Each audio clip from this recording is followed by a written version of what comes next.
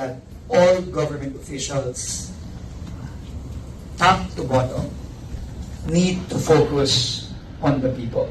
Kailangan sa tao na tayo nakafocus, tama na ang politika, tama na ang gulo, kailangan magtrabaho tayo para sa mga kababayan natin. Yun ang sinabi ng ating Pangulo noong Lunes.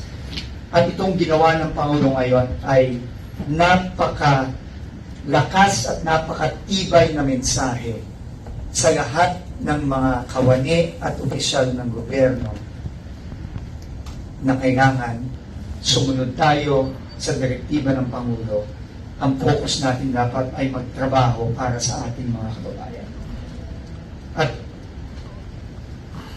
itong paghihingi ng courtesy resignation ay isang napakalakas na simbolo na the government of President Bongbong Marcos means business. No, hindi po ito pakita lang. No. I think unprecedented ito. I cannot remember, I don't know. I've been in government for more than 2 decades. I cannot remember a time where a directive like this that sweeps across the entire government has ever been done by a sitting president. I think it's really a testament to the president's will, to the president's strength as a leader, and as his people who he has handpicked to help him, we are duty bound to follow that lead. No? And I will submit my courtesy resignation. In fact, I will sign it right after this, and I will send it right after this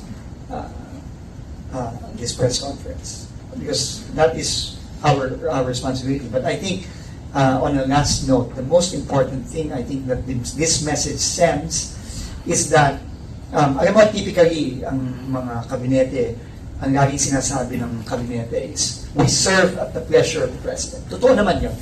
Pero itong ginawa ng presidente nito, itong mensahe niya, nabasa ko yung statement ng Malacanang.